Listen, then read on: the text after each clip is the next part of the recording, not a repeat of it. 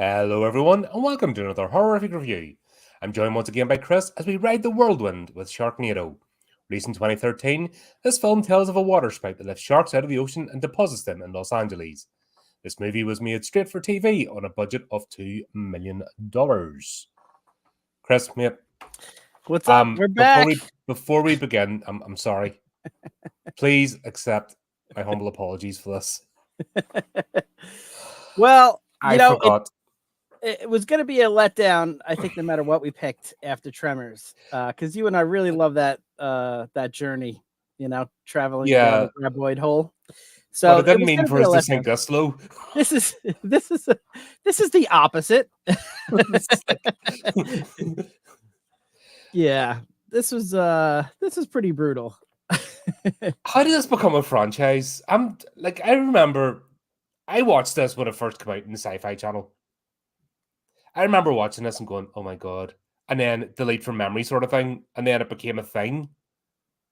Yeah, it became really popular in the States. Yeah, and I don't know why. No, it won like awards for like not like the good awards, or the raspberries and stuff. Yeah. No, not even like the raspberry. It won awards for like campy movie of the year or silly harm, like some of these weird companies I've never heard of. Was it some silly bastard in YouTube just making stuff up? Like that's something it could be. But if you go to I would come up with. If you go to IMDb, it says 2 awards, and I'm like, what? And I clicked on it. I didn't recognize either one. But yeah, someone out there likes it.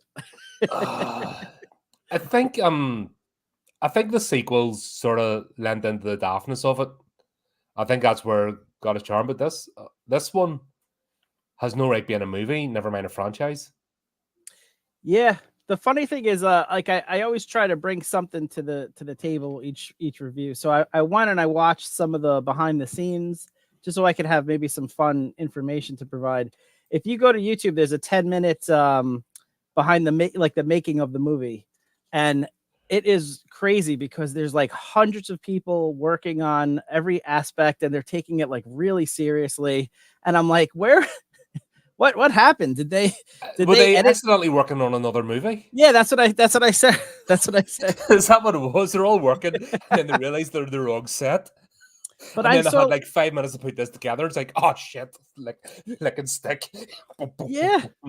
I couldn't figure it out. I almost felt bad for having watched that. I was like, none of that is in the movie.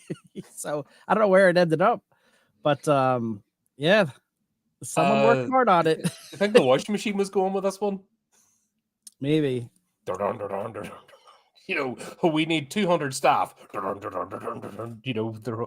Somebody holds a spanner. Yeah. They had like the whole set designed for the house where the house gets flooded. And that was built inside like a giant swimming pool so that they could just flood it and stuff like that. Well, you need like good set. Yeah, but it's like all this time and effort, and you just don't see it on the screen. I mean, they CGI'd every possible thing they could. Even some of the sets. Yes. Like you can see the grain of the green screen where where it's like my video editing. If you look at some of my early stuff, it's like my attempts at video editing, where it's just like, square head, peg, brown hole, that'll fit. That's what this looks like.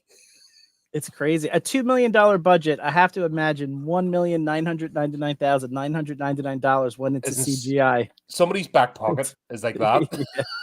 Yeah. As they're, they've got a bit of a limp as they're going offset. I'm overbalanced for some reason. Yeah, everyone else is like, "Where's my paycheck?" Don't worry about it. Sorry, you're doing it for the love. Yeah, doing it for the recognition. That's crazy. Even the Tremors movies got like 4 or 5 million. I mean, 2 million is a really tight budget. In 2013, right? This came out in 2013. Yeah, 2013, but still, you can do a lot. Like, there's movies made for a couple of $100,000. A movie I watched there recently, non-horror related, but Godzilla -1. Right. 11 million. And that is holy shitballs. That's amazing looking.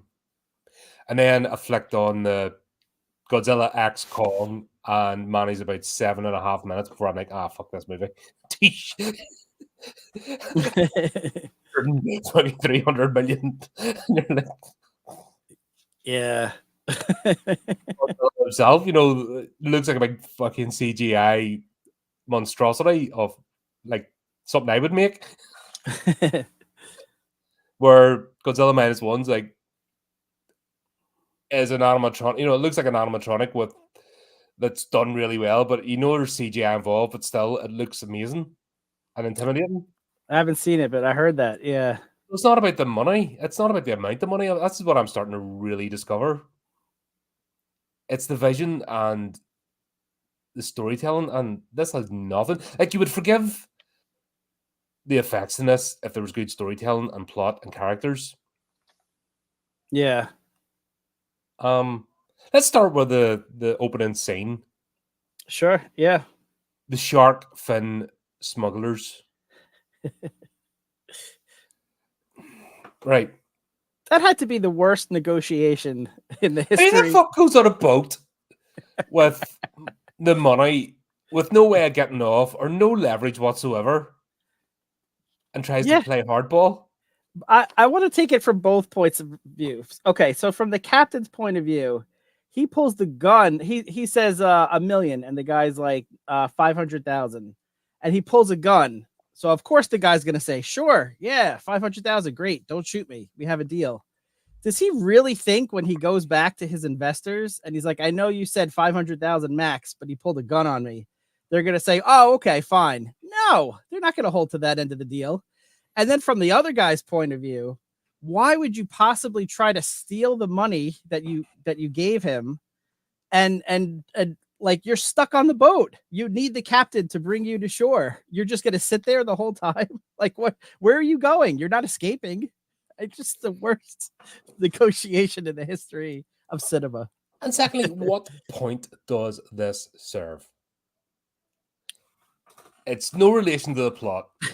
It doesn't cause a tornado. No. We don't need it. Yes, No. shark fin soup is stupid and bad, and you're an idiot if you're, it's just, once again, it's okay if rich people are destructive and pretentious. That's fine. But and the same people that eat shark's fin soup will be preaching to us about the environment. You know what I mean? It's that sort of mentality. It's okay if I do it, sort of thing. Was that the idea, just to tell us that shark fin soup's bad? I think the most useful aspect of the scene is to tell the audience, lower your expectations because of come next. So it just really sets the standard. Oh, is that what it is? Right. Okay. This is shit movie alert. Yeah. Instead of actually just having to put up a banner going, warning, shit movie, shit movie, shit movie. The wasted money in this entire scene. Because let's be honest, that's probably next to the house. This is probably the most complicated set piece that isn't green screen, grainy, Windows Movie Maker. Yeah. Was Windows Movie? No, that was free with Windows. Oh, yeah. I remember that. Yeah, that's what this feels like. This movie was made with. Yeah, they overdid the CGI, and the CGI, like, even I know we'll get to it later on, but just they CGI'd things they didn't have to. Like, there would be like a tiny shark head on the ground, and it's fake looking CGI. Like, you could just go to like any any Krabby Shack or any surf shop. Yeah. Or a Halloween store or something like that with a shark man. It would put something, real on the ground. It was CGI for CGI's sake. It was crazy. Yeah, it was painful. Like, the initial scene makes no sense, adds nothing to the movie, and it's extra cost and a bunch of characters that have no relevance. Yeah. And you're just like, why? That's why I'm convinced the washing machine was going with us. It has to be. This is a union job. You need to employ 50 actors for no reason. Yeah. And the people who made this movie had to be more surprised than anyone that they got offered a sequel. They were like, really? There's 6 of these movies. Yeah. It's like, holy shit. Yeah, I'm just scratching my head going, what the hell? Like, even Piranha was cheesy. 1970s movie, but there was a reason for even some of the cheesy shots at the beginning to show that these were freshwater piranha, and there was a complete catastrophe. Even friggin', what did you call that one? Gator? Where you actually see, like, the twirling mustache lab vets with the big syringes going, squirt, chuck it in the sewer, that served their purpose because it set up the plot. Yeah. This does nothing, and that cost more than those 2 scenes have combined. I've talked about combined. Like, there's 2 movies that had cheesy opening scenes, but the budget for the whole ship and the CGI involved in that cost more than those 2 combined, and they serve no plot device whatsoever. Yeah. Oh my god. Yeah. But it did. I did, watch that. I'm like, okay, all right, got to try to turn the brain off for this one. Not even turn off. You need to take it out. Do you like people with dentures? Like, I think some of these franchises, I need to like have a brain glass where I just go, okay, don't need that today. Clunk. Yeah. Like the Frankenstein movie, right, where it just sits in the jar. Yeah, it just needs to be something like that because this is painful. Yeah. Okay, and then we move to the characters, but really, to be honest, this should have been the opening scene because really nothing's changed. Yeah. And it would be more suspenseful if you saw the sharks, first coming in. If you hadn't already seen them, take out that whole boat, it would, absolutely. That's a great point. It would have been a much better movie. It wouldn't have been a good movie, but it would have been a slightly better movie if they had just started with this scene on the beach. Would have ran for 10 minutes left. Yeah. That would have been a good thing. Yeah, true. They could have shaved that budget down by about 10 grand. Exactly. Because that's a whole career. How many? There were 7 or 8 actors involved in that. And 2 with dialogue. Well, 3 with dialogue. Yeah. Take the cost of that. Take the cost of the boat. There's 10 to 15 grand easy. Yeah, Probably you got to more. rent. You got to rent the boat. You got to get the cameras on the boat. Yeah, absolutely. And then you got to do the stuff in the pool, and Yeah. But we'll then go to the beach. And for the life of me, I'm trying to work out who I'm meant to like. Help me out here, Chris. You have a more positive mindset than me. Help me out here. You've got a more cheerful disposition, or I'm just going like, never mind. Well, this needs a nuclear bomb. For me, there were 2 decent characters that I didn't mind. One, we're gonna get to in a second, is George, who, aside from grabbing the the waitress's butt, Yeah, I've actually made that as a point to note on this discussion because what the fuck was that about? I didn't mind the friend Baz. He was okay. Yeah, he was harmless. He was kind of there. Yeah, I think they put him in the background because he's overacting. Yeah, because we have the most generic wooden plank, just interchangeable, disposable character you could imagine. Yeah. Now I promised myself that I wasn't going to compare the franchise to the one we just finished reviewing, Tremors. You can't not. But exactly, right? You can't. You can't not. If you have Michael Gross, Burke Ummer in this, it's infinitely better because you have to like the protagonist. When you don't like the protagonist, then you're just rooting for the sharks. And you don't even care. They can take Finn. It's like the whole Tyler, fucking interchangeable fucking second character all through the Tremors franchise. You could take Finn and you could interchange him with any generic actor and nothing would change in this. Yes. Like, there's nothing there.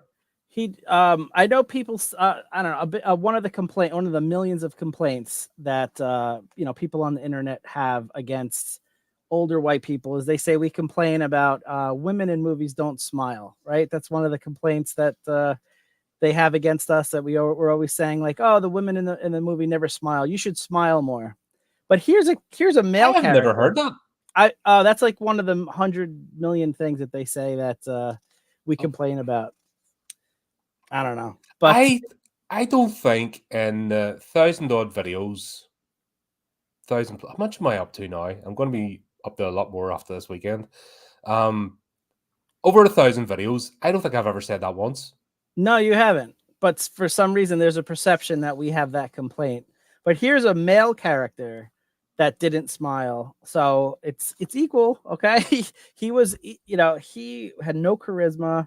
He only smiled at like the weird times, like where he's like the car was racing, and that was after like his friend died, and it was just a very like weird time to be like joyriding. You mean like one scene doesn't fit with the other, and there's no overall narrative? Yeah, exactly. But it just no charisma at all, like no likability. Likability for me is a really big thing. My friend makes fun of me because I like the sitcom Friends over a sitcom that he likes, Seinfeld. And I admit Seinfeld was they're both sitcoms that are very generic, but Seinfeld admittedly had much tighter I think that's writing. the bastion of the American canned laughter, isn't it?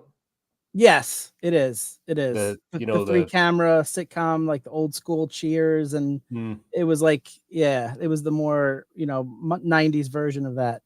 Seinfeld had better writing. It had more complicated stories, but I didn't like any of the characters in it, and they're made to not be likable. They're like these New York City, self-admitted selfish jerks, and that's part of the charm, I guess. But I didn't like them, so I didn't enjoy those shows as much as I like Friends and some of the other, and they're all cheesy, but I just, likability is a big thing for me. There's very little likability in any of these characters, and it hurts the movie because you just don't care, like you said. Yeah, because any one of them's interchangeable with the other, and when you don't have a grasp on what's going on, you need somebody to latch onto. You need that point of view character, right? In any sort of movie, you need that, even if they're an antagonist. That's why horror villains are loved, because they tend to be the ones with personality. Yeah. And even characters like this kind of exemplifies that, when you have characters like Michael Myers or Jason Voorhees who do not speak, yet somehow manage to have character and personality. Right. And there's no logical reason why. I mean, you've legit characters that don't have a face, they have a mask, and they don't speak. Yeah.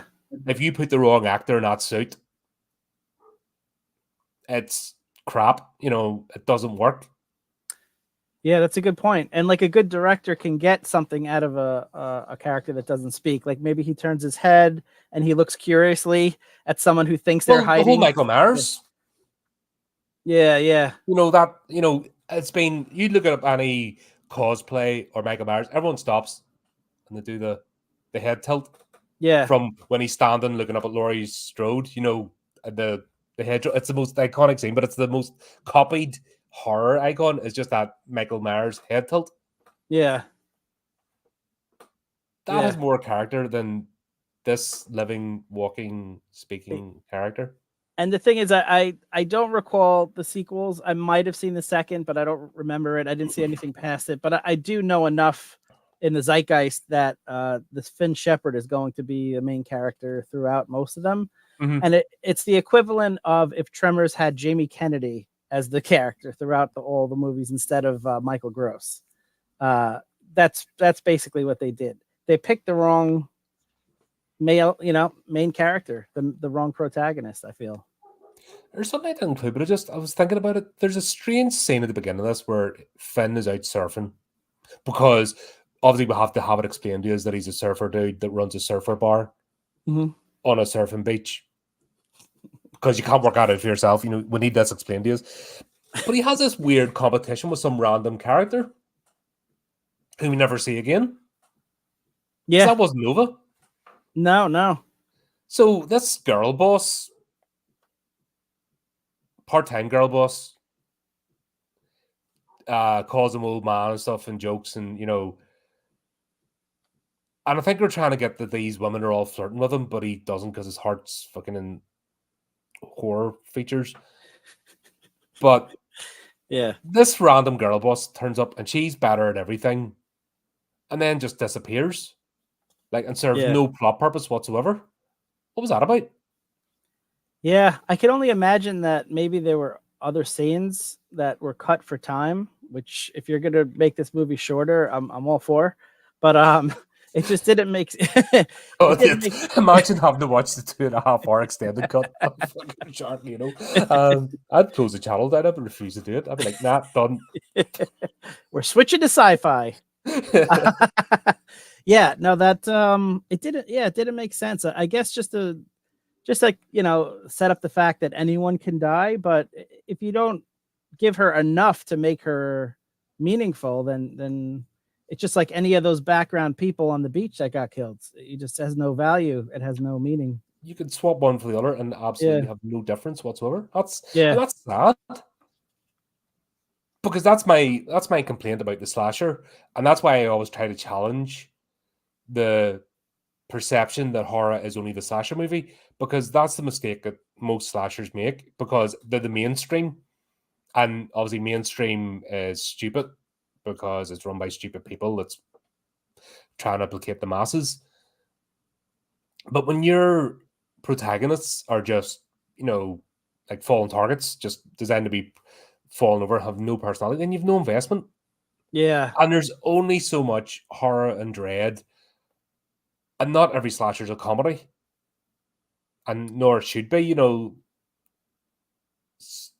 you can't just always side with the antagonist, because the whole point is the antagonist gets beaten and come back again, so there's no investment in the characters. That's why I'm not a big fan of slashers. That's why I don't cover too many on the show, because they're generic, they're formulaic, and they're just, there's no investment. Yeah. So I'm still a relatively new to the horror genre. So this is an outsider's perspective, and I wanted to get your take on this. Two of the main reasons I don't like slashers. One, I don't like jump scares. I'm fat. I've heart problems probably. I just don't need that. The two, the one that actually has more to discuss, is the fact that a lot of times slashers start with the killing, puts the characters in this situation where their life is on the line, they could be killed at any moment, and then they try to have these moments of character development where they're talking about their backstory. And they did it in this movie too. It was the scene a little bit later in the movie where Nova is explaining about the shark bite and just taking so much time. The daughter is complaining about the dad and everything. It's a very tough thing to pull off correctly. You do need character development beats, but if you do it, when they're in the middle of this harrowing experience where their friends and family are getting killed, it just doesn't make sense. There are ways to do it. You could have things where they're locked in the basement and they think they're safe, or Have you seen Gremlins? Yes. There's a backstory. What's her face? Oh, Phoebe Cates? The whole the Santa Claus story. Okay. She manages to fit that in. Yeah. And you get her backstory why she's doesn't like Christmas. Right. Because her dad tried to surprise her. Right. Yeah. But that was just it was done quickly. It wasn't like took over half the movie. Yeah. And then they ruined it in Gremlins 2, if you remember. I think so, yeah. Because they give her they did another thing and they just made her a joke, which then took away her agency from the first one. Because she had a good, compelling backstory and she was a rounded character, and then Gremlins 2 happened. Right. Which was an abomination. Yeah. Gotcha. But yeah, so there are ways to do it, and it just here was another example of it not being done well here. Yeah. Then let's talk about Nova, because then we get introduced to her and George and the other guy who honestly I I knew he was a thing, but I just didn't care. Him and Finn, I don't care about. I don't dislike. I just don't care. I've Yeah, no investment in them. Baz. Yeah, It's apathy. yeah. That was a case where they didn't give any backstory aside from the fact that I think Finn saved Baz at one point, and he started to tell a story, but you really didn't get any idea of his personality or anything like that. And then he's killed, and you're like, okay, well, we didn't really know much about him, so Don't care. yeah. So yeah, what'd you think of Nova? She's my third least liked character in this. Just because she serves no purpose. In fact, Girl Boss that was on the beach was a better character than who we got introduced to. Yeah. So they tried to build this whole complex storyline, about this scar, and there's a backstory behind it, and she doesn't want it talked about. Yet she wears the shortest, skimpiest shorts ever, showing it off. Now, I've found that people that tend to have scars and blemishes cover them up if they don't want to talk about them or don't want attention. Do you know what I mean? Yeah, it's a good point. If you're comfortable with it and you're happy, yeah, you let it fly. And I'm not, once again, just for the fucking retards out there who might want to jump in the comments, I'm not saying you should be ashamed of having scars and stuff. What I'm saying is, if you don't want to talk about it, if you don't want to talk about it, you don't put it in full display, because then you're inviting discussion, because you're signaling I'm okay with this. So straight away, and that's just bad writing. It's just terrible, clunky, shitty writing. Yeah. And written by somebody who obviously doesn't understand life. But you don't do that. Yeah. And there's loads of ways to be attracted. You know what I mean? There's loads of, in fact, that's 2013. The tie in the shirt round thing was still, slightly covered. Those skirty type thing, the loose ones, like Hawaiian skirts. Yeah. I don't know what you call it, but that, there's loads of stuff you can do to still, if you're talking about. And that would have fit the theme of the restaurant, right? That would have fit the theme, the Hawaiian skirt. And then it happens to get displayed, and then that leads to discussion. But this was just so clunky and ham-fisted. And the two messages could directly, her physical signaling with what she's saying do not match. Yeah. Well, there's Sharon. Movie so hey, good. Shay. You're too young to watch this stuff. Go away. Come back in 2 years' time. Have you seen some of the movies Shay has watched? He's seen much worse. Oh, absolutely. This is a complete head scratch. I didn't actually mean go away. I was joking. Just a bit drop. It's a head scratcher why the movie even got made. Yeah. But it should have got just forgotten about. But the fact it's become a whole franchise just makes you go, because this isn't so bad, it's good. No, it's. Do you know what I mean? This is not bad. It's just bad. Yeah. And normally with Nova, generally I say shorter the shorts the better. But in this case, yeah, you're right. And she was as the kids say in 1920, easy on the eyes. But as soon as she started like talking and like her character started to do things, it just, as the movie went on, the magic kind of disappears very quickly. Yeah, I was actually kind of happy that she got eaten by the shark, which we'll get to. Yeah. So she's going around with a massive chip on her shoulder. Like, that should be obvious, but you'd notice that before the scar anyway. And then we've got George. I feel like this movie's trying to signal a message or something. I really do. I think it's trying to preach to us, but it's just doing it so ham-fisted that they can't even do it. Like, if this is made in 2023 or 2024, all men are bad, blah, blah, blah, we're all misogynists, I get it. Yeah. It's like, this is an early attempt, but they couldn't even get good activist writers to write this. It was that shit.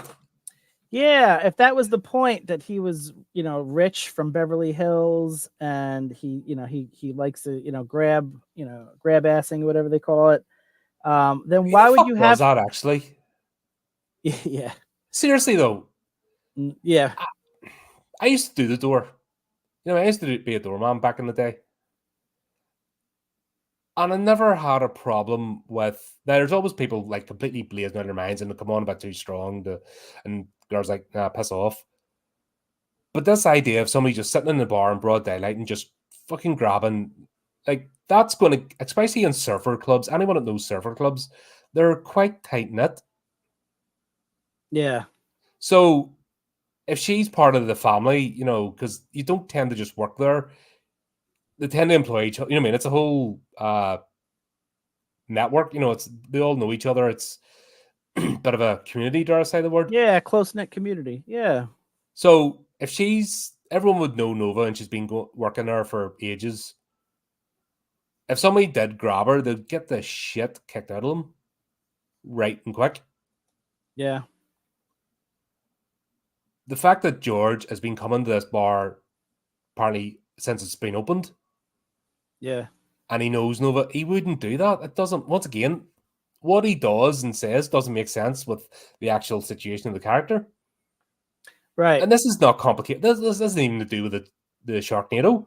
That bit you can just ignore. Yeah. Yeah. Yeah.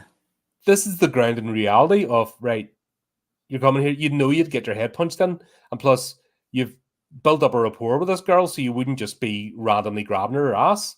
Yeah. And if the message was that he was rich and entitled, because they make the comment that he's from Beverly Hills and he comes That was all the just way. dropped in just fucking randomly for no reason, serving no plot point whatsoever.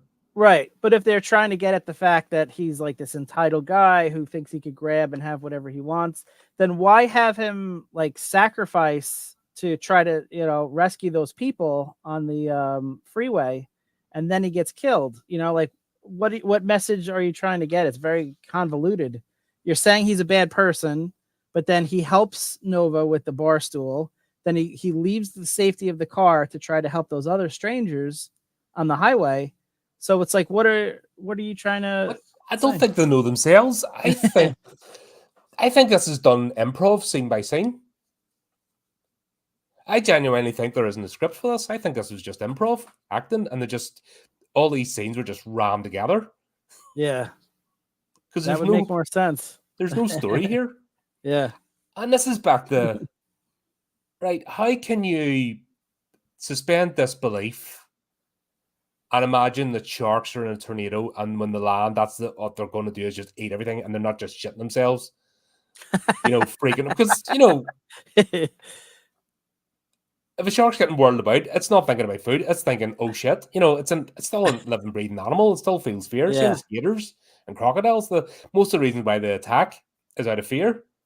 Right. You take them out in their environment, something strange, or, you know, I mean, they're not going to be like, oh, right, arf, arf, you know. That requires a lot of suspension of disbelief. So to do that, you need the reality grounded. You need to accept the normality and normal interactions between people. And you need to be somewhere on a ground level before you can accept that. You bring up a great point. So I started thinking about the whole premise of the movie. And would sharks actually survive in a tornado? And I have a theory about that. Is this a theory? I believe it is. Is it a potential crazy theory? That's the only ones I got. Let's do it. It's a theory. It's a Chris. It's a theory. Crazy Chris. Crazy Chris. Chris's crazy theory. I hope I haven't ruined this by talking about the money laundering thing. No, that's next week's theory. Right, so that's just the whole franchise is just a big Ponzi scheme. That's an actual theory. This is a crazy theory. So I figured before we get too far, you know, down the whirlwind, as you call it, we need to focus on the actual premise. You know, could a Sharknado actually exist? So first I started doing some research, as I am, you know, a researcher by nature. That's, you know, and naughty by nature. But also I decided to do some research, and I looked and I saw that, first of all, were there tornadoes in California? California is known for very, 70-degree weather, beautiful, never rains, very, very Earthquakes. steady. Well, aside from the earthquakes, it's got No, but pretty. that's what it's known for, isn't it? Yeah. But as far as like the weather, as far as like tornadoes, hurricanes, things like that, it's usually pretty tame. But I did some research, and since 1950, there have been several tornadoes that are using the Fujita scale, as I know you and I rely on. Of course, couldn't go day by day without it. It's an F2 or higher on the Fujita scale would be a tornado that has the capability of lifting a shark or a heavy car, something like that. And there have been several. And in fact, it does seem to be increasing in frequency over the last 10 to 15 years. So the first premise, first of all, can we have tornadoes in Los Angeles? Yes, we can. So that part is factual. Then I decided to do some research. Are they strong enough to lift a shark? And again, if it's an F2 or F3, and there have been examples of those, yes, it can lift a shark. But then I started thinking about the actual shark themselves. Would a shark be able to survive in a hurricane? Because if you think about it, it needs water to survive, and it was up there. It's an aquatic animal. It's through the gill system. That's right. It's not a dolphin. If it had been Dolphinado, we wouldn't have to have the discussion. Exactly. So that was the part that do not make that movie, Hollywood. You don't fucking make that movie. So I decided to focus on that aspect and direct my research. And would a shark survive in the actual tornado itself long enough to be transported to Los Angeles, as we saw? So I have this very detailed, very highly sophisticated experiment I'd like to show you guys using the closest thing that I have to a shark. That's this guy. We'll call him Exhibit A. That's better than the CGI in this movie. So look closely as I demonstrate. Is that plugged in? Yes, it is. Don't try this at home. Not because it's dangerous, but because it's a waste of time and dumb. So I will be placing the shark inside, and we will see if it can survive. Do you know the saying, don't work with crazy theorists or animals? Live TV. Okay. All right. So let's see. Yes, the shark is perfectly fine. My crazy theory is that Sharknado can happen. Thank you. There you go. Scientifically proof. It's a theory. It's a Chris. It's a theory. Crazy Chris. Crazy Chris. Chris's crazy theory. That was better production than this friggin' movie. And that level of tomfoolery is all this movie deserves. Do you know if you had a blood capsule on the bottom, that would just be like. Oh, that would have been good, yeah. We've got a cellophane wrapped up and just. But then you have the time just right so it didn't leak. That would have been That would already be more thought than this movie deserves. Yeah. But yeah, we've got George. He's just randomly grabbing her arse because the plot needed it. And then that's when he noticed her scar that she's on full display that she didn't want to talk about. Yeah, that he somehow hasn't noticed in the year and a half. And all the years that he's been grabbing her arse because she's completely nonchalant about it. Yeah. It's almost like, it's a Tuesday, he's grabbing my arse. So, was she no, she was sort of half upset, not really. It's fucking weird. It's the weirdest, even people that are flirting with each other, or, like the old guy, you flirt with the barmaid and they know that you're half joking, but not. And there's a line, you don't cross it, and there's all this banter, and it just makes a night go by. Yeah. That was none of that. No, my only take on that is that, he had been there for a year and a half. He was a very good tipper. She got to know him. I think that she kind of was more forgiving. If he had just walked in for the first time and sat down and did that, he'd be out. He would have been on his reaction. Yeah. And his, he waited a year and a half and he said, I'm going to go for it today. Yeah, that's my moment.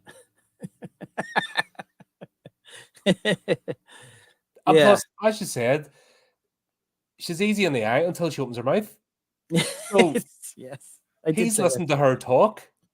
Yeah, He's actually listened to her talk, in theory, in the universe for a year and a half. yeah, No way. It just any film be gone. It just nah. yeah.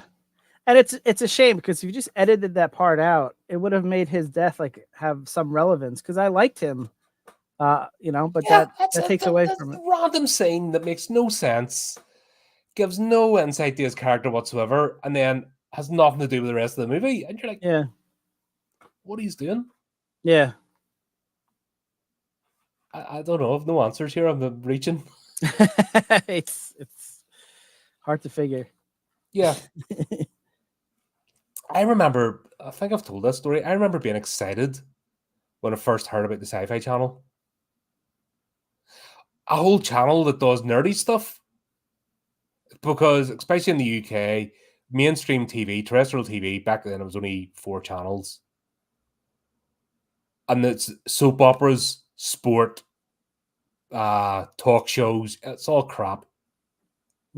All generic mainstream guff. Like stuff like you were talking about there, Seinfeld and the other one were like Friends. late night. Mm. That was like edgy late night stuff over from across the pond, but generally TV was crap. And if you're a nerd of any shape or form, life was hell. Yeah. Because you had nothing. You had to go searching. There was no internet. So you had to like search the deepest, darkest recesses of the video library or that weird shop in town. That's the only one of its kind that you met every other nerd from every other franchise because it was the only place you had. That was life growing up and, for this. So I got excited. The thought of, there's actually a whole channel. And this movie might have been the one that killed it. I honestly think this was the movie that made me go, no. And I think that's what put me off the Sci-Fi Channel. There's like loads of shit like that. There's fantasy stuff that did, which was god awful.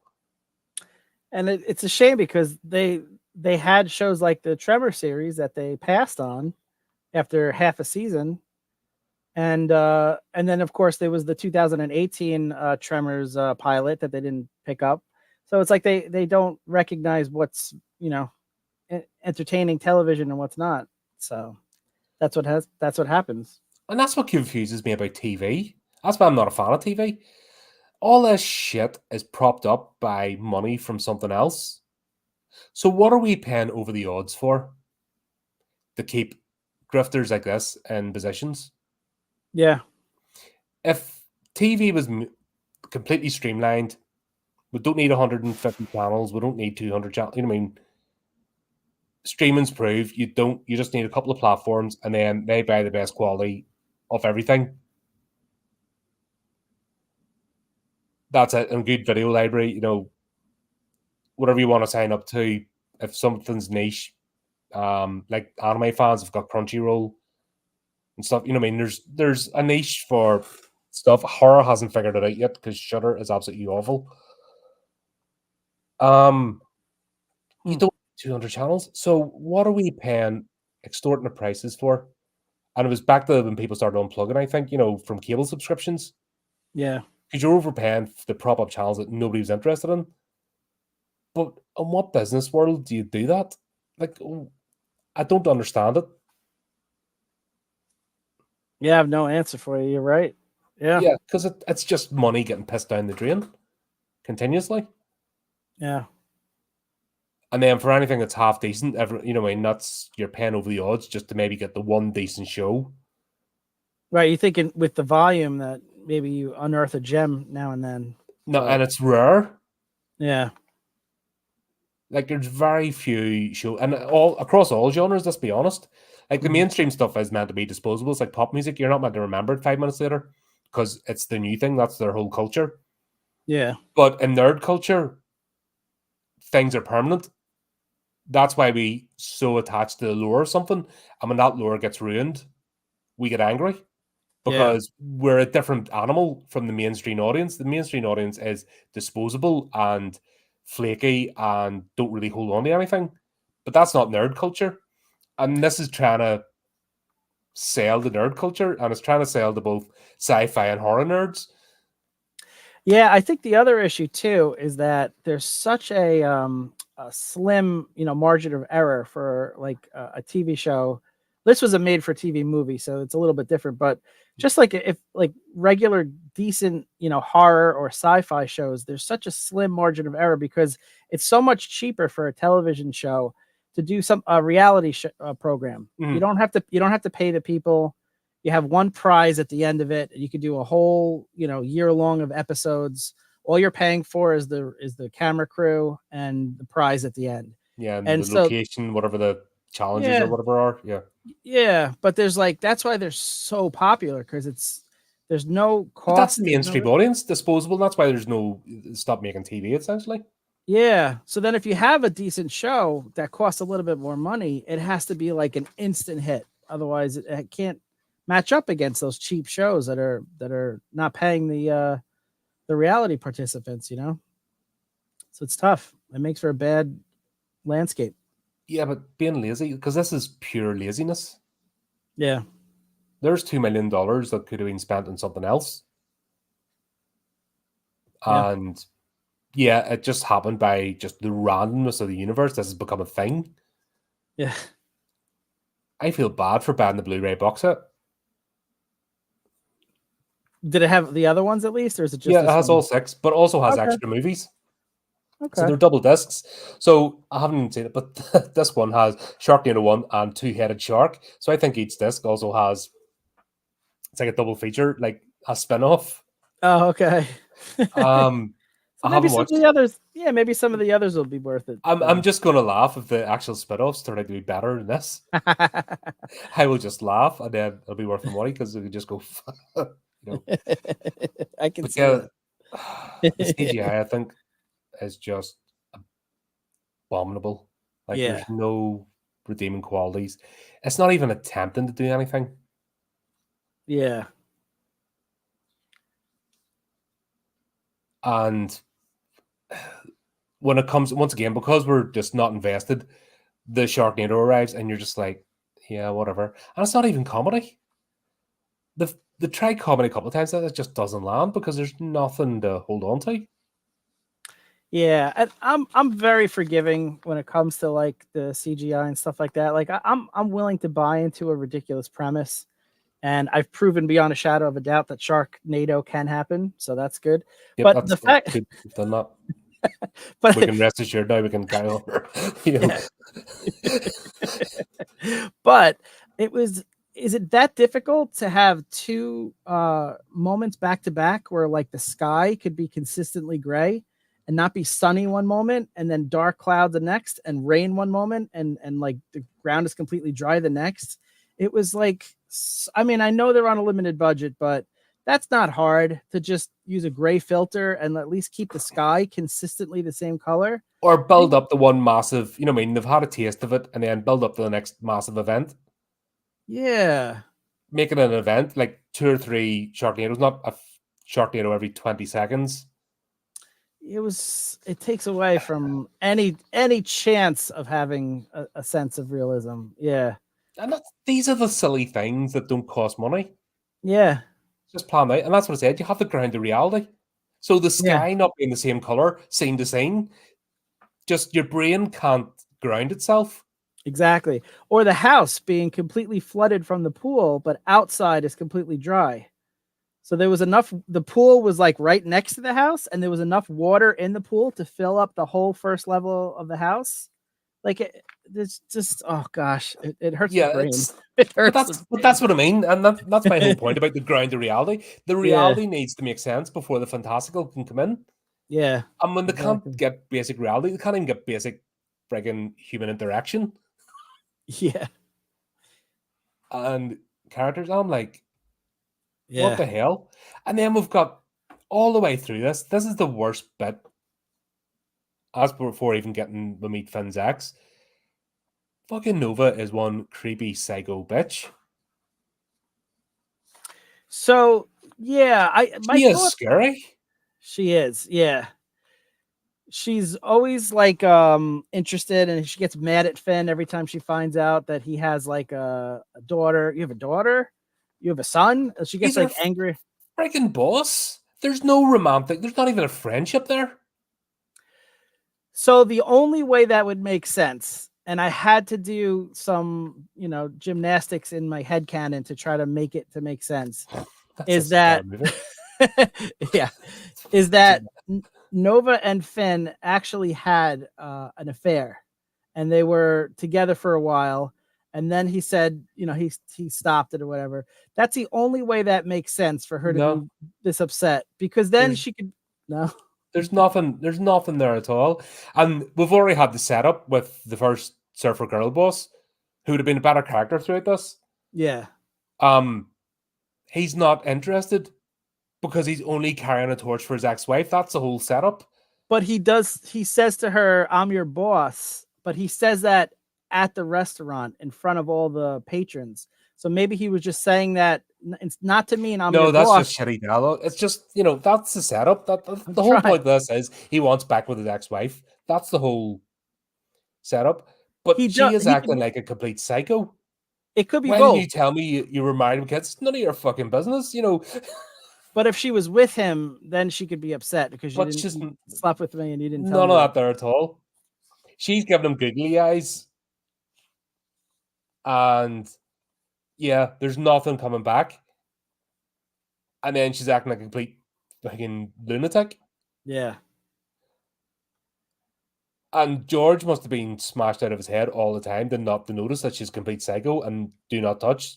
No, danger. Yeah. You know what I mean? She's not a good character. No, she's not. She's not. Really, I mean, she's a bad character. Like, she's a terrible character that makes no sense. Yeah. She's Frankenstein monstered of about 6 different characters into one that doesn't work. Yeah. When Dr. Frankenstein pulled the lever, you got fried chicken, you didn't get a monster. Nothing's there. It's just so that's what I'm saying. And all this is going on. So you can't forgive the CGI, because that's when things like CGI and all start to irritate you, because everything else is irritating you about the movie. Right. That's where the forgiveness ends, because when the bits that don't involve special effects aren't good, then you can't go, oh, well, they didn't have the budget. And that's the ad nauseum apology for horror movie fans is, oh, they didn't have the budget. But usually the movies have some sort of charm or have some, sort of character that you can go along with. So when you get a really bad, cheesy effect, especially in the 80s, when I'll use The Stuff for an example, there's a scene that takes like 2 minutes longer than it should because of the effects, but you forgive it because you've been on board with the characters and the world building and the setting. So when the really bad, slow, practical effect happens that you could easily just walk away from, never mind run, and no one would do the pause in front of the camera thing, because when they're using the actual film, they couldn't get the frame rates and they couldn't do anything else.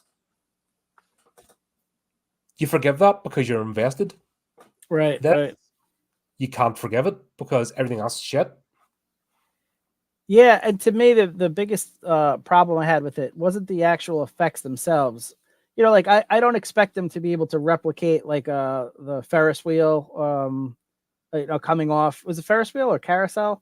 The thing that fell and would like chase them or whatever like that. Like I don't expect them to actually be able to. Of course not. So I'm fine with that. Or like, a wave of sharks, like, oh, I'm okay with the CGI for that. But when they, like I said, they can't match up the light sky and the dark sky. And when they have, shark heads on the ground and they can't just get like a rubber shark head, like they have to CGI every little aspect. Like you could mix it in, and I keep bringing up Tremors, but Tremors had, very limited budget as well, but they mixed in certain first person perspectives of actual practical effects with a little bit of CGI. And that's a much better balance than this was just 100% CGI to the wall. But this is the era of, CGI is going to replace everything. We don't need practical effects artists anymore. Haha, you're all replaced by a computer screen. And then we've just had, you know what I mean? This is from 2010 onwards. This has been this dog shit era that has just Yeah. escalated up to now. And now they're having to dial it back to, oh shit, we need practical effects people again because nobody's watching our movies and we're making losses and it's costing more. And we're having to outsource to like 3 different companies for one movie because we can't keep up. Yeah. And I think it's a slippery slope because as the CGI gets better, so do the television screens and monitors and frame rates. So you're able to notice, that this doesn't look real as the TVs get better. So the CGI has to get better and better, and it's never going to catch up. So you have to mix it in and use it judiciously. But once again, it's the magic. It's the equivalent of a magic stage show. You go to watch a magician, you know it's a trick. You don't want to know how the tricks perform. You don't want to see the magician perform the trick. Right. You don't want to see when they do the thing, and you don't want to see them palming the ball. You want to wonder how it happens. It's exactly the same for movies. Exactly. You might have an inkling, but you're like, how did they pull that off? Yeah. So once it becomes, oh, right, CGI, and that's what's happened. And this is one of the early examples of them going down that road. And people were still enamored by it, and you've got the general audience who'll watch anything. Got YouTube channels that'll watch anything too, just for new content. Good. Apologies again for this. But yeah, once the magic's not there, you're not wondering, then you kind of you just don't care. And then you switch off, and like I said, it irritates you. You don't forgive it. Yeah. So before you would have forgiven a mistake, you'd have forgiven something, but you don't want us because you're just not invested. Yeah. For sure. And then we'll have the like you said, we'll have the death scene with George, but because they completely destroyed his character within the first 20 seconds, it's no redemption arc, it's nothing. And he doesn't act like, I mean, if he had been a sleazeball the whole way through and self-centered, and then had the redemption arc, but he didn't. He had that one random scene that just destroyed his character, and then everything else, he was actually a perfect gentleman. Yeah, absolutely. And I didn't like the way that scene was shot because you had them. They see the shark, jump on George, and then they cut away to the 3 of them, to Nova, Finn, and Baz watching from the car, like in horror. But the way it's framed, the ground is perfectly dry, and it looks like it's happening like about 10 feet away.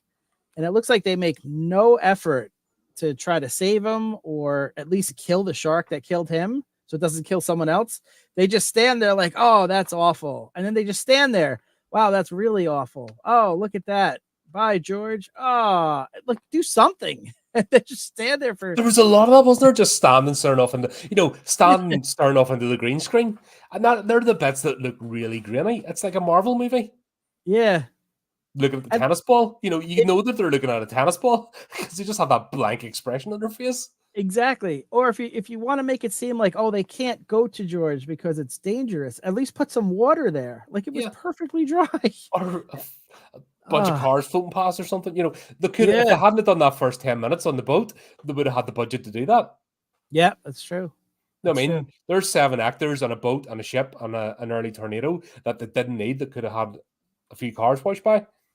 So in the behind the scenes, the CGI artist was saying that the hardest part in the movie wasn't making the sharks, it was making the water effects. He said the water effects are very difficult to make it with CGI. And I was watching and I was like, yeah, I'd circle back to those sharks too, buddy. I don't think you got that down either. Yeah, you didn't quite.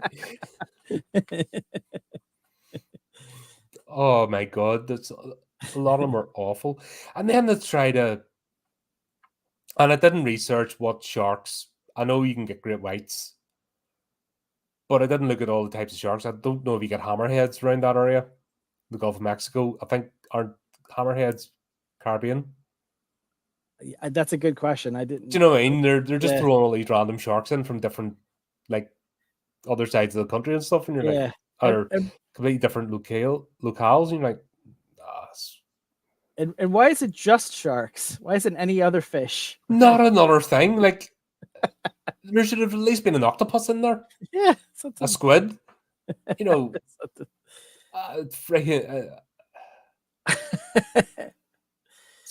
Just you need to take your brain out and wash it in bleach. Just Yeah. just erase this from there. And then we finally get to the house. His family home, that is whore of a wife, has obviously swindled off him Yes. and moved their fucking boyfriend in. Yeah. It's not his house. It's not Colin's house. It's No. Finn's house that his wife still owns and has. And you're like, you're a whore. So just when you think that the characters aren't likable, enter April. Oh, That really, Jesus Christ. yeah, Like, Nova at that point was my least liked character. yeah, But oh my god, she is up there to meet April. yeah, What a scumbag. yeah. Just awful. Now, if there was some sort of backstory where Finn like mistreated the kids or mistreated her, Do you know what her problem was? He saves people. yeah, that's her biggest issue with him. Yeah. Yeah. I the closest we got to an explanation was the daughter saying to Nova, "I see how you look at my dad. He's going to break your heart like he broke my mom's." But just because like a broken heart just means two people, But she's fell out just of love. parroting what her mum says. Yeah, exactly. She's a nippy bent. Yeah. So we have no explanation for why April is like so horrible to this man who's coming She's to a try massive to save. whore. Well, that's Sometimes the simplest explanations are the best. is it say that in the She's a script cunt. when she got her script? Yeah. That's all it said was cunt. What's my motivation? That's it. Just that one word. Well, then she played it beautifully. If that was what the script said. It was written in crayon. I honestly think this script was written in crayon. Yeah. She's just a horrible person. Yeah, it was more difficult to believe that Finn was still interested in her than it was to believe that there was a Sharknado. Yeah. That was the part that was harder to believe. Yeah, and once again, back to the reality, it's like if you can't, when the shitty CGI is more believable and plausible than these two characters interacting each other, which Yeah. costs no money apart from hiring the actors and writing a good script. You know what I mean? That's the cheap bit. Yeah. Yeah, what the hell? Yeah, I just scratched my head. I have no, I try to do all these, mental gymnastics. Like, why would he possibly be? Well, that's why it's interested? good to have you on, because I this try would just be me swearing. If I was doing this on my own, I'd just be going, fuck! But this movie was a struggle, even for me. The only thing I could try to think of is that Good to test your limits. yeah, this is testing my limits. In more ways than one. But like I think that she, she's the baby mama, and it's not that he loves her so much as he wants that family dynamic back. Yeah, he wants a family, but he married a whore. Yeah, so there's that. But maybe for that reason, he's trying to look past all her very obvious flaws and just wants to spend more time with the kids. And he knows that she's the. But the kids are adults. I know, but you know what? No matter how old kids, your kids, do you know what I mean? Kids, one of them's which will get the only likable character in this thing. Well, apart from George, yeah, they're fucking grown adults. I know, but no matter how old your kids get, you still look at them as kids, and you want to spend more time with them. And but he doesn't need a relationship with her. That's my point. Well, I think he does, because she said that you're expected here on the 20th of the month, so you get the impression it's one of those situations with the divorce attorney where he only gets to see the kids once a month. And that's daughter that hates him, and she's like practically that's only playing the long game. That's only for like a year or something. Like, she wasn't a kid, and Matt's already an adult and out doing his stuff. Yeah. So that doesn't even if they were young kids. Yeah. But they couldn't have him. A bit traumatized kids being in this movie. That would be Yeah. child cruelty. I think if they had to put kids in this movie, it would have been social services would have been called for abuse because fucking imagine imagine going back 10 years and go I was in that. Oh, Yeah. Yeah. that's wrong. You don't do that to people. If people have a choice, then sign up for it. So be it. But yeah, you don't do that to kids who don't know what they're getting into. Yeah. That's true. And then we'll have the most fucking cliche, like the walking cliche comes in. Like you may as well have had a red shirt on. You know what I mean? Colin. I felt so bad that he shares your name. I feel bad for the actor. Like he must have been having a shit month, and as agent, he must have annoyed his agent. Yeah, yeah. You get me to do this? Like I genuinely feel bad for that actor because nobody deserves that. We're talking about the character Colin, for those of you at home, and I felt bad for you that you have to share a namesake with this guy. I just try my best, to not be that. Yeah. Oh my god! Like talk about a walking cliche that you knew wasn't going to last 5 minutes. Yeah. Because this movie is slapping you around the head and beating you with like the plot device stick or something. I can't think of the words because this has actually hurt my brain. Like I've actually lowered my IQ after watching this, and it wasn't too high to begin with. Every IQ point's precious to me. I need them. Yeah, that's right. Yeah, I mean it's kind of a cliche at this point, but the new guy that's with the ex-wife, who is just an asshole to the father for no reason.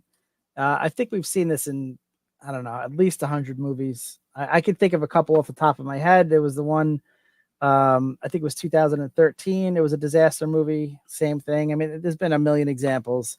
But that's what they do. They just repeat the formula. They have this one. Oh, right. Well, insert this plot device. Yeah. Maybe this is the first example of a Chat GPT movie. Could be before. This was the code. Yeah. This was them writing the code and testing it. The source code. Yeah. That's Chat GPT. Because that at least shows some intelligence. Yeah. Actually, I've never used it, so I don't know. But I've seen some of the results, and it's like, okay, that's okay. I'll get it. But whoever wrote that script just needs to not do anymore ever. Yeah. Just stop.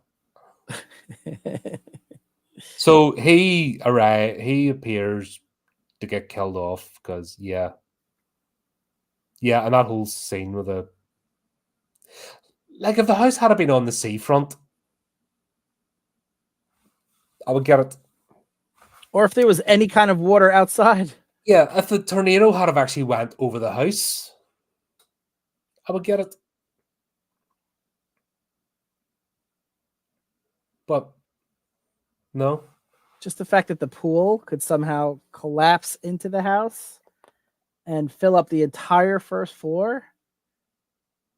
And the fact that they're on a hill and the minute they drive, that's bone dry at the front of the house. Yeah. Oh, that was brutal. I don't know. I've already given up at this point. You probably tell that. Yeah. 10 minutes in the movie, I'd given up on it. Like going, oh shit. The fact that the first floor is flooded with water and there's sharks inside is a cool premise. The idea of there's a shark in my living room. It could be very cool, but it just, when you show the exterior shot of the house and it's bone dry, it just ruins every chance of being a cool And the scene. fact the house is on a big friggin' hill. Yeah. I've seen one, they've done it with gators and stuff, but everywhere's flooded. Yeah. And it makes sense. Because Yeah. what's that movie? There's a massive flood and they're trying to just scramble and survive and get supplies and boats, and then obviously the gators are swimming about. I can't remember the name of the movie, but that was more believable. Oh, I'm not sure. And I had a big rubber gator. I'm not sure. The best example I've ever seen of a flood movie that looked so realistic was The Impossible. If you ever saw that, Ewan McGregor. I don't remember it. It's based on a true story, of a tsunami that came and hit this resort, and he gets separated from his family and The whole idea of knowing if they survived or not, because the flood just overtook it, just destroyed. Mhm. It's shot so realistically that if you want just to watch that one scene as a palate cleanser after this movie, I recommend it. But yeah, that scene was brutal. Yeah, but that's Poseidon, the original Poseidon, not even the remake, did it better. Yeah. Like you felt like you're in an upside down ship. It's possible to do, but this was just lazy. Like this is people not giving a shit. Yeah. Like I said, this is people sticking money in their back pockets and just throwing this thing together as quickly as possible. And what was his plan? His plan was, here, I'll distract them. You guys run. So he starts moving, and you can't run very fast in water. So he starts moving slowly, and then immediately his family starts going the other way. Like, what if the shark just went towards them? Like he didn't even wait a beat for him to like distract the shark. Like it's almost like they went almost at the same time. Mm-hmm. And he didn't have a weapon with him. He grabbed like a lamp or something like that. But here, how about grab a weapon and then I don't know. Just the whole thing was just mindless is the word. That's the thing. This is completely mindless. Yeah. And you're just going scene to scene, just plot devices, no actual thought. Like we've probably accidentally written three different scripts for better movies, just talking about it. Yeah. I think the key, if you were to make a good script, is you'd have to explain why there's 8 million sharks, first of all. Yeah. But why they're all, maybe there's some sort of like protected reef that because of global warming, the reef gets broken. And now all these sharks, which were always there, are now coming free. Or, why are they so hungry, like you said, and not just like, terrified because they're flying for the first time? Like maybe they're. Have you watched many shark videos? Some. They're believe it or not, they're actually super intelligent, gentle beings. Yes, they also happen to be apex predators, hence why they are worthy of respect. But they're actually like they'll get to know divers in the area who regularly visit, and like go to them if they've got a hook in their mouth and stuff. They're social animals. They nurture their young. Yeah. Mindless killers don't do that. Like the mothers will actually the birth live young, and they'll go and they protect them. Yeah. And they swim in shoals too. So they're not just loner eating machines. They've actually got as a shoal, isn't it? Yeah, fish, part of the fish family. So yeah, they go around to have social structures. They are aware that they get predated on as well. So they're from other shark species and other things, you know what I mean? They're aware of that. Yeah. They're young or vulnerable. They've actually got super intelligence. They're an amazing creature. Yeah. You could have done a couple of things. You could have said it was something to do with genetic engineering that went wrong. Oh, you mean a secret lab? Oh, I love instead of my but what I mean? Instead of a tugboat on the sea, look at our secret shark farm that we're using to manufacture, and look, the fins grow back.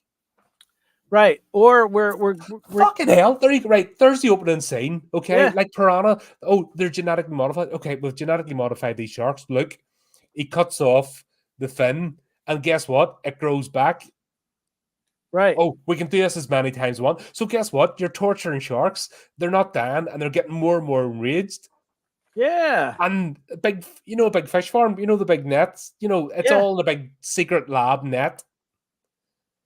How much would that have cost? And there it explains your fucking Sharknado. Yeah, and that could have been the reason they were, trying to do that deal in the beginning, is because and you don't need as many because they can't be killed. They regenerate. Right. We're trying to replenish the shark population, for No, they're making shark fins soup, so they're So they want to cut off the shark fins, and then it grows back because they've genetically modified them. So they've made these fucking and because they're constantly getting their fins chopped off and in pain all the time and trapped and angry, then that explains why they go into a blood rage once they get a chance. There you go. That would make more sense. Oh my And god! you just replace that opening scene, which had no point, with that, and then all of a sudden it's like, absolutely. And then you buy into it a little bit more. Yeah. Oh my god! We need to write a script, Colin. That's what we need to do. Problem is, it would mean getting to get it funded and stuff means getting involved with Hollywood, and I have no interest. Yeah. Well, let's work with Acrostar. I have. It's the whole idea of being on a set 18 hours a day. I could only do it with people that I get on with. Yeah. I couldn't be on, like, if there's one person on the set that I didn't like, I'd have a struggle. Right. You know what I mean? It's the same as why I don't chase interviews all the time and stuff. You know what I mean? I genuinely just want to interact with folks that I have at least something in common with. Don't have to be best buddies with everybody. Yeah. But I'm not about quantity, and that's my whole thing about getting into movies myself. There's so many fake, flaky people. I just can't be doing with that. You know, it'll have to be a very tight knit group. Yeah, I could see that. You know what I mean? Yeah, yeah. I can The see biggest arsehole should be me. Because if there's more of an arsehole than me, then we've got problems. That's a good way of looking at it. Yeah, that's could have been fixed. You know what I mean? And that's why I get the feeling that they just weren't trying, that they just didn't give a shit. Yeah. And it's not meta. They're not doing meta stuff. They're not poking fun at the genre or anything. They're not poking fun at disaster movies or anything. It's just badly written. They thought they were making a quality movie. I'm telling you, if you watch that behind the scenes, it's like shocking how much effort they were putting into this, terrible production. Was that scene maybe acted out afterwards? Was that maybe the actual acting? Maybe. Is that the joke? If it was, they fooled me. It's the actual movie. The actual movie is the making of this movie and then pretending they're actually invested. Yeah. You know what? And that's all the top quality actors. I'll shake their hand then if they pulled that off. If that's the joke, okay, you got me. Well done. Yeah. That's great. Oh dear. And then we've got Claudia to deal with. Yeah. Well, you spend that much time with April. What do you expect? She's horrible. Oh god, like there's somebody should have been eaten. Who stops to complain that your dad is spending more time with your brother?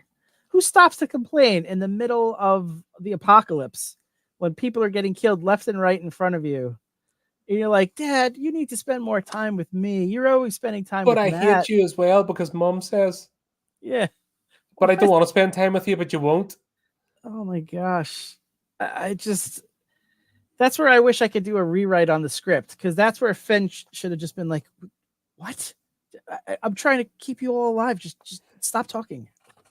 Yeah, but he's not even assertive. That's what I mean. He is so bland and grey. Like, he's not even angry about anything. He's just so...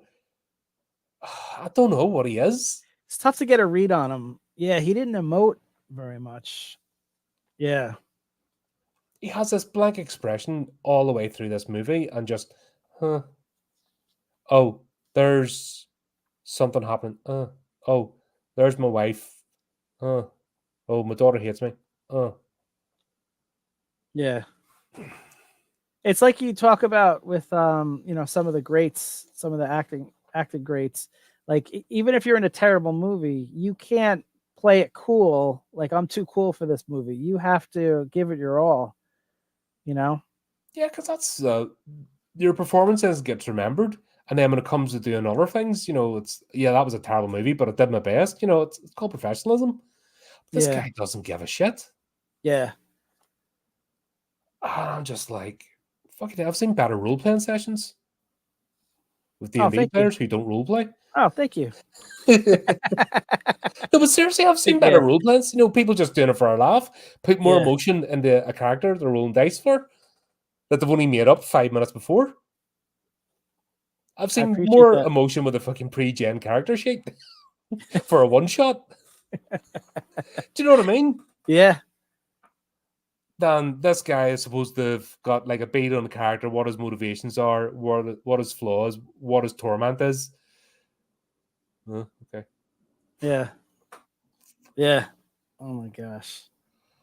And But then it just, for her to complain, it just it reminded me of like that passage from the Bible where you know, Noah's wife is helping him push the elephants up the ramp, and then she stops halfway to say, all you talk about is this flood. Why don't you take me to a nice restaurant once in a while?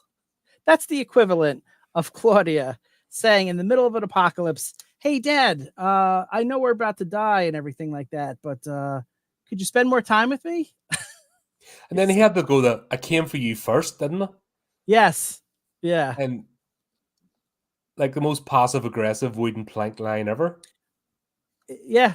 If he said it with any emotion, it might have actually been, you know, a decent line, but he just. If I had been like, who the hell did I come for first? I Yes. fucking came for you, didn't I? I busted my ass getting up here.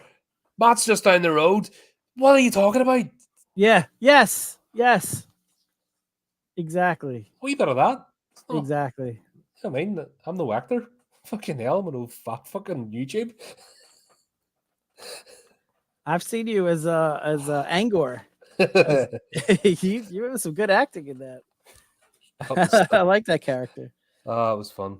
I think I broke Adam. I don't know. I think Adam regrets asking me to some games sometimes. Nah, you're great. Oh man, cheers. That's all. But you know what I mean? You just get invested, and that's not even for money. That's just for a hobby. Yeah. Somebody's job it's supposed to be who's supposed to, you know, supposed to do this for a living. I don't go into work every day to be shit. You know, I know there's down stuff in now and again. There's the odd day, but you generally can't live like that because it'll do your own head in. You have to be in the moment. At least apply yourself, whatever the job is. And this guy just nothing. Absolutely. My take on it was that because he made a lot of money in the 90s. He was on a very popular show in the States, Beverly Hills 90210, one of my wife's favorite all-time TV shows. So I remember I heard a lot. Isn't that where most of the night sort of 2000 when they became adults, that's when they ended up like screaming stuff, wasn't it? Yeah, it was like a soap opera for kids. Yeah, not but there's like a bunch of them, like high school, college yeah. type. Yeah. But a lot of those actors became part of that early 2000s zeitgeist. Yes. And that's where I've got a, you know, like a hatred for certain franchises and that, because they were just, there was loads of them on that show, if I remember, and they just ended up in everything. Yes. And you couldn't not look at one of them. And then just that whole period of the early 2000s up to around about this time was just awful. Yeah. So here's a guy who made his money. He didn't need this money, you know, this paycheck. And I think he saw the script and he's like, all right, I'll do it, but I'm not going to make myself look foolish in it. So I'm not going to give my all. I'm going to try to make it look like if the movie bombs that you know, it wasn't my fault, you know, like I'm too cool for this. That's my read on it. And then I'm curious in the sequels, because we do have to watch them. We committed to it. We're committed. Yeah. I'm curious when it actually becomes sort of like a cult hit for some reason. Like, does he at that point realize, oh, okay, now I have to put more commitment into it? I wonder if in the second one, if he's actually puts more effort, because it, like you said, wooden, standoffish, no emotion. Yeah. You just can't get invested. And then the go, yeah, was it April starts bitching at him for trying to save the school kids in the bus? Yes. Like, I don't like kids. Let's get this straight. I think I've mentioned this once or twice. I am no fan of children. I think they should be in a incubation tank until they're useful. Oh, the best thing for them, you know. Like the Matrix. Still, I would even struggle to be like, "You're going to save those kids, you bastard. This is why I divorced you." Yeah. Well, again, this is where I try really hard, and this movie maybe. I'm glad you do, because I have nothing. So the only thing I'll have to say in April's defense, but it's very, very thin, is that they're trying to save Matt, and she's thinking that if we delay now, our son is in danger. And in a lot of people's minds, human lives have value only relative to their own connection to them. So Matt's life, and that's why you don't, what I mean? The general disaster, you're not running about like grabbing random people who are looking after themselves, right? That's okay. right. But if you're going past and say it wasn't a busload of school kids, say it was somebody with their leg or arm trapped under a car, and you just need to get a jack and help, you know what I mean? You're not going to like, oh, sucks to be you, I'm on this. You know what I mean? That's not, you don't go, and if you see the medical tent set up and people, you don't go and join in, that's not your priority. Right. But in the moment, at that time, in your face or something, oh, well, Matt might be okay, whatever. But here is the moment now. If I walk away from this, these people are dead. Yeah, absolutely. Yeah, it would only make sense if Matt was. We knew that Matt was in immediate danger. If he was on the phone, if they got through him on the phone, and he was in a bunker that was filling up with water, and he had only so long to live, absolutely right. And then that would have been a poignant scene of shit. No, we can't. But that's not this movie, right? That's a great point. That's just one line you could add to the script where it makes sense. That phone call, I'm in danger. I'm in danger. I need help. But instead, it's like we don't know what's going on, Matt. He could be perfectly fine in his school, and you're going to pass up a bus of kids that are going to definitely die. So yeah, that's a great point. They needed something to make more sense. So once again, this movie's just getting in its own way. Every friggin' scene. It's not even like it's every scene the movie's fighting against itself. Yeah. Because then she bitches about him and then tells Claudia why she divorced him because he does this shit, apparently. Which we've no context for either. We know he was a professional surfer. We know he saved his friend's life, but somehow that's, with no context. And this is what she's bitching out about. And then as the audience, you're going, what? Yeah. Then saves the kids, and then we meet the bus driver. I'm so glad you brought this up because this was absolutely my favorite part of this terrible movie. I think the bus driver was the best character because I've never seen a character, and you've seen a lot more horror movies than me, but I've never seen a character in a movie want to get killed more. He did absolutely everything possible to get the director to kill him. I kind of imagine like the script had him survive. And then he's like, oh, I don't want to be in the sequel to this. I want to die in this movie. So I'm going to do everything I can. I'm going to laugh when I'm initially saved. I'm going to laugh at the danger. Ha ha ha. Then I'm going to stand far away from everyone else who's safe. Then I'm going to stand close to the edge. And then I'm going to make a comment like this, where he said, my mom always told me Hollywood would kill me, and laugh again. I mean, he's just begging. Yeah, it's just, Toro. He's like, I'm not being in the sequel. I don't care what you do. Here's your money back. Just kill my character. Yeah. I thought that was great. Yeah, but once again, there's a scene of him, and it goes against itself. And this is all in the one scene. Yeah. And that's what the whole thing just fights against itself and doesn't join up. Like the scenes don't join up. Within the scene doesn't join up. The actors don't join up. The dialogue doesn't join up. Yeah. The CGI tornado has more structure than the plot of this movie. By the way, who knew that all you had to do to stop a tornado was just throw a small bomb in it? Apparently that's a thing. I feel like that's a future crazy theory coming up if they do that again in the next movie. But maybe no, because it probably won't work. Because if they do that every movie, is it the second or third one's in Las Vegas? I don't remember. And there's this weird shark tank, and that's what happens. There's one of them actually has a decent premise, and it makes sense. Yeah. I've only skipped honestly because you and then on top of all this here, what are those fake? I hate those things. Those fake SUV things. They're awful. Oh, what they drove from the Yeah, the Hollywood. next and Yeah. it has a nitrous tank in it. I got a bit more confused than the rest of this movie, but the following scene where the nick this friggin' penis extension truck that has nitrous oxide fucking channeled into it, Right. and then on top of everything goes on, they get into a car chase with a traffic cop So because that's what's important right now. I'm so glad you brought this up. So yeah, the Walk me cop was through this because honestly, my brain just left the building at that point. I think I went into self-defense mode and went fucking no. My eyes actually went brrr, and rolled up. I went no, fucking shutters down. What are you doing to me? it's literally described in the news report as the apocalypse, the end of the world. There are sharks coming and eating people. There's destruction and mayhem everywhere.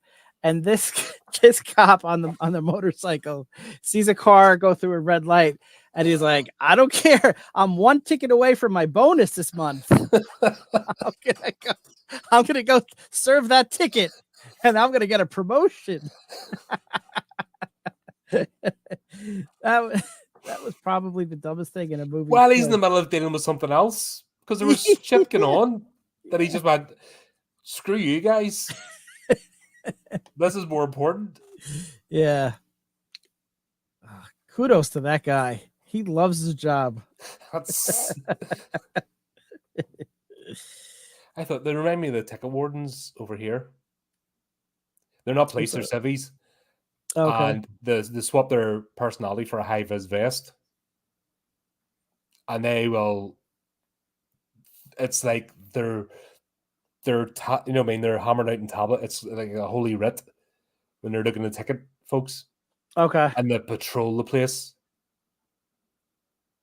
like supermarket car parks and stuff. If you stay 1 minute longer than you're meant to, or blah blah blah, they're out for you. Oh, gotcha. Yeah, it just reminds me of that sort of person. And you're like, that served no purpose whatsoever. There you go. There's expense on a scene that didn't need to happen that could have been spent on the plot. Yeah. They just 10 more minutes in the writing room, rub out the crayon, start again. Yeah. And even the way that was shot of them running the red light, it looked like it was actual footage of police stopped at a red light that they just stole from some news channel, and then they like CGI'd the car going in, but the car makes no contact with the road. It makes no contact with anything. It was, oh my god, it was so bad. This is like Tremors 2 CGI, but worse somehow. Yeah, because the difference is with Tremors 2, you're invested in the character, so you forgive the CGI. Yeah. You're invested in the story. There's actually a story, so you're like, oh right, bad CGI. Okay, I can forgive that. I'll switch off that part of the brain that's going to criticize that because everything else that's going on is great. Yeah. More importantly, I'm having a good time. I'm not having a good time watching this. Right. I'm having more fun ripping on it. I'll be honest, this is more fun than actually watching the movie. Yeah, plus Tremors 2 was like 15 years earlier, so you take that into account too. Yeah. They didn't have the technology or the budget. This is just, they had it, they just misused it. I tell you, people have got fat back pockets, just bulging with notes. Yeah, freshly cleaned. You know what I mean? Got that Tide Pod fresh smell. Something's going on. Yeah. Yeah. And then we finally get to the airfield bit. And we meet Matt. Like, that must have been a mistake. Because he's actually a decent character. Yeah, I like Matt. I was a little confused what he was doing in that makeshift closet with those people. Here, It's college, make hay right? while the sun shines. You know what I mean? It's the apocalypse. Gents and ladies, come into the dark place with me. We may as well go out with a bang. Because Wouldn't absolutely, they just wouldn't want me there. But the thing of that was that they were surprised, like when they said, "What sharks? What tornado?" Like, because Finn and the rest of them were explaining to them what was happening, and they had absolutely no idea. So if you have no idea what's going on outside, why are you guys in that tiny closet? you know. So, Yeah, at to this each their point, own. don't try and make sense. There's, why they're going to start making sense now. I said they made a likable character. I didn't say the movie all of a sudden started getting its act together. Like I said, I think it was accidental. I don't think they meant to. Matt That's just fair. accidentally happens to have a personality. Yeah. I don't think they planned that at all. It was just, oh right, okay. And then within seconds, Nova switches her googly eyes. Within seconds of meeting Matt, she's like, oh, this is the younger fitter model. I'll have some of that. And Finn doesn't go, son. Yeah. And it's weird because I still think that Nova was with Finn, if even just for one night. It's they're at the bar, maybe they had a couple drinks after. I feel like something had to happen. The two of them, for that long, the way she was looking at him. Yeah, it was all one-sided. So, it's definitely. Or is he just that bad an actor that would be him during a sex scene? Yeah.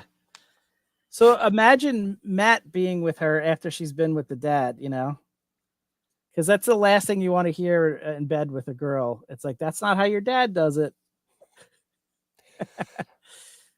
I grew up in a council estate in the UK.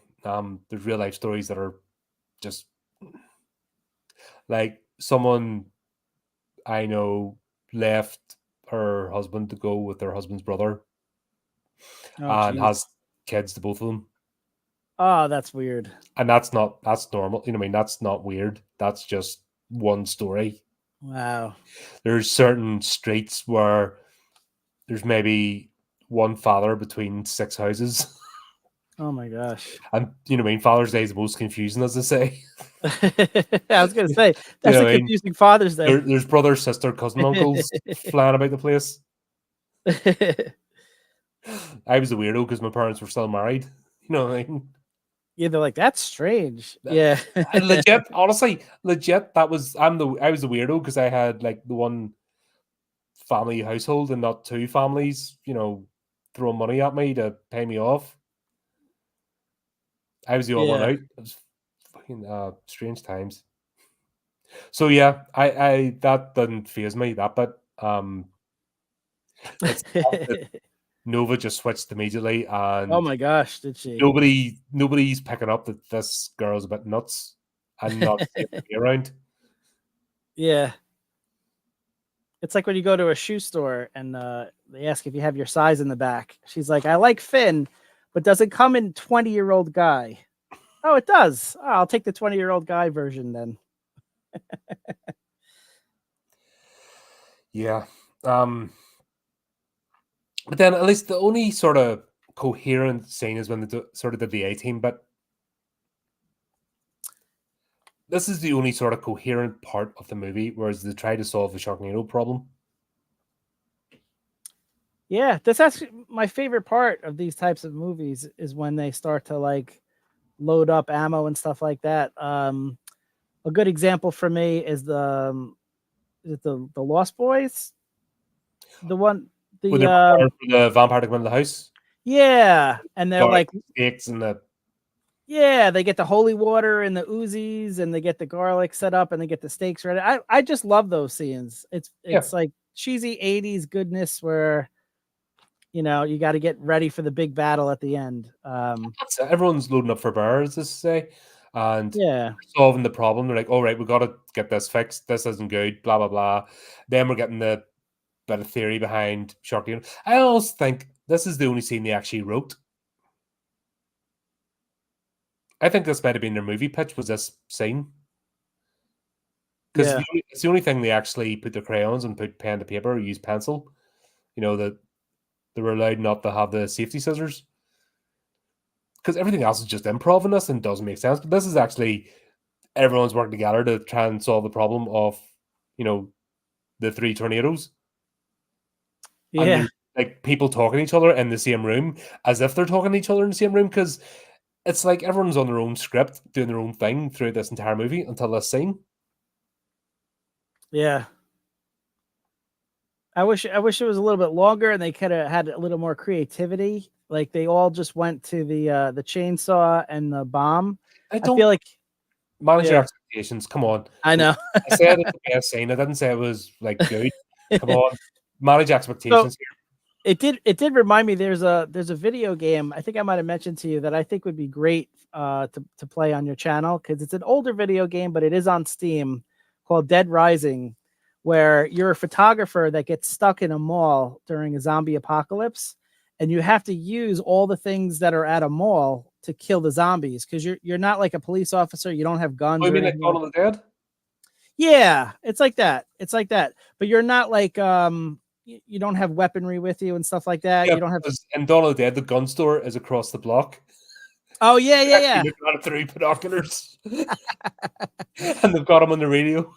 Yeah, that's what it's like. And so you know, you could get like a shower head and stick it in the zombie, and you have to like be creative. And I thought that games. What's that? Do you have to be good at games? No. Did you see my gameplay? Yeah, no. Okay. Yeah. No, you don't have to be. Yeah. Right. As long as you don't have to actually have any talent as a video game player, yeah, I'm up for anything. Yeah, I think that's that'll be right. Kind of get into trouble. Yeah. Oh, you need skills and reactions. Oh shit, I'm dead. Sometimes it's not your fault where the door is supposed to open. But yeah, I reminded me of that. So I was hoping for, you know, they could get a little more creativity and instead of just the bombs, but it was a fun scene. That was probably one of the better scenes of the whole movie. Considering state of this movie, you know, that's the best you're going to get with us. Yeah. You know, I mean, it's the tried. It's like Yeah. that's what put all their effort into that. Yeah. And it's the cheapest scene too, because it's just in a bloody warehouse. Yeah. Exactly. But yeah, then the rest just becomes generic action movie. You know, For sure. oh, here's the cliffhanger. Oh, she's got eaten. Oh, hanging off the edge of the helicopter. Oh, it's crashed. Oh, you know, the noble sacrifice. Everything just run of the mill. Every action disaster movie ever. Like, you can't differentiate this from anything. There's nothing unique about it. Yeah. Aside from the ridiculous premise that a tiny bomb can disperse an entire tornado. At least the dick wagon being loaded up completely and driving that whole thing into a tornado made sense. Yeah, that was pretty cool. That made sense. Because that was an entire, you know what I mean? That would have been big enough. But yeah, tiny bombs. Yeah. But manage your expectations. That's kind of what this movie is. Yeah. I also don't think a helicopter could get that close to an actual tornado without struggling way more than it was. Yeah. Yeah. But once again, you would have forgiven that if this was any good. Right. If you'd any way invested in the character, like the only character I've been invested in this whole thing was Matt. Yeah. Like if he had been the only one to walk out alive after all this, I wouldn't have minded. Because he's the only one that actually wasn't offensively bad. And Finn's mate, who really didn't have any screen time, he was just there in the background chirping. Yeah. He didn't really offer anything. Yeah. And the Nova surviving was actually frustrating because that means she's going to be in the sequel, I'm guessing. And I think she's not. I think the. Oh, okay. I can't remember, honestly. I've no investment in this franchise. You know, I've dipped into one or two. I don't think I've watched any of the sequels through to the end. Okay. Like, this movie is so shit. And then it was more revisited. You know, when it became a whole thing, just more with curiosity. Yeah. That's it. I've no investment in this. This is more a post-mortem of how the fuck did this become a thing? I know. But I'll be curious to see how they lean into it. It's almost like the original Evil Dead, where it wasn't intended to be a comedy, but once they realized like that was the hook, that's why it was so popular. Then they really leaned into it with Evil Dead 2. Like, Yeah. I'll be curious to see how they And it worked. adjust. Yeah. But Sam Raimi is a good director and has a bit of a mad genius aspect about him. And his dialogue is on point. Yeah. It's the dialogue. Like, every time one of these characters open their mouth, you just want to die a bit inside. It's true. And then to put the cherry on the top of this absolute shit pile, Finn gets back with fucking April. yeah. Yeah. And you're like, all that tension, everything. I know it's meant to be like the adrenaline dump after a disaster, but after all the shit and you've bitched at him continually right at this moment. Yeah. Even while they're going along. Oh, now it's all happy families. And Yeah. Nova just curls up the mat, you know what I mean? Oh, I'm humping his leg. And you know what it reminded me of? Like, if and you then have Claudia's going to get even more better because she got left out. She had nobody. Right. It reminded me of if you have a friend who's in like a toxic relationship, but like you really can't say too much even when they break up, because then when they get back together, your friend is going to the worst in remember the world, and you just have to stay out of it. And then they're going to remember all the shitty things you said about her, so you just can't say anything. You just have to kind of watch it happen a little bit. You can say a couple things here or there, but you got to be careful, because even when they get back together, they're going to say like, oh, I'd hang out with you and her, but I know you think this about her, so you have to be careful. So they project. That's what they do. They always project, don't they? Because they're looking, if they've got an enemy, then they can stay together. Right. So that's what it reminds me of. Like, Claudia is going to remember all the horrible things April said about Finn. And now when they're back together, she's just going to have that in her head, but mommy, you said daddy was an asshole. Yeah, I don't think this script's I don't think the movie's going to think that far ahead. I have a funny feeling when we get to part 2, all this will be forgotten. Yeah. It'll be happy families, whoever's coming back. Right. I don't think this thing was worrying too much about continuity. Like I said, this was a one and done, easily forgotten into the ether of the thousands of shitty movies out there. Somehow it became a franchise. You're saying I shouldn't worry about the Sharknado verse? No, well, they've kind of built it. There's 6 movies and there's like a whole cultural thing behind it. But that's what we're going to try and unpack is why. Yeah. Because based on this movie, there's absolutely no reason whatsoever for this to happen. Yeah. But we don't have to worry about that just yet. Because we're going to have some fun next time. Nice.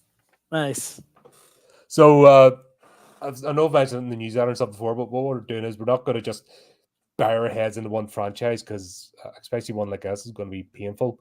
So we're going to switch between this and the Final Destination series. And it'll be interesting, actually, because I think we'll have a chance here. This is another long-running, became was it 5 movies? And technically should have been a one and done, but became a franchise. And I think it'll be interesting to draw a comparison. So when we watch the first Final Destination again, it'll be interesting to see, because I've definitely enjoyed those movies more than this. Yeah.